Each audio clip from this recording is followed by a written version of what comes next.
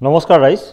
বৰ্তমান সময়ত online money ফ্ৰডৰ সংখ্যা যথেষ্ট পৰিমাণে বাঢ়ি গৈছে তাৰে ভিতৰত ভিডিঅ' কলৰ জৰিয়তে প্ৰবঞ্চনাত বলি হোৱা বহুলভাৱে প্ৰচাৰিত এনে ধৰণৰ প্ৰবঞ্চনা বিশেষকৈ পুৰুষসকলৰ ওপৰত লক্ষ্য কৰি কৰা হয় যেনে বিদেশী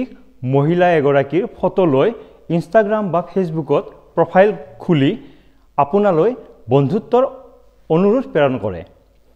আৰু যেতিয়া আপুনি সেই বন্ধুত্বৰ অনুৰোধ গ্ৰহণ কৰে তেতিয়া আপোনালোকৰ লগত কথা বতৰা আৰম্ভ কৰিব কথা বতৰাৰ মাজত আপোনাক ভিডিঅ' কল কৰাৰ বাবে উছতাব আৰু যেতিয়া আপুনি ভিডিঅ' কল কৰিব তেতিয়া উলংগ অৱস্থাত থাকি আপোনাকো উলংগ হ'বলৈ বা আপোনাৰ মুখখন দেখাবলৈ অনুৰোধ কৰিব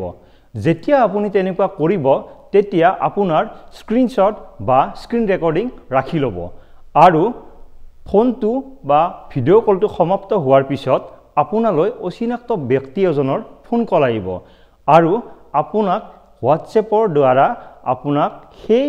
ফটো বা স্ক্ৰিন ৰেকৰ্ডিং ভিডিঅ' আপোনালৈ প্ৰেৰণ কৰিব আৰু আপোনাক ক'ব যে আপোনাৰ যদি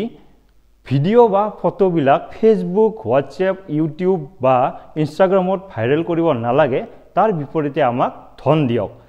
তেনে অৱস্থাত আপুনি যদি ভয় খায় আৰু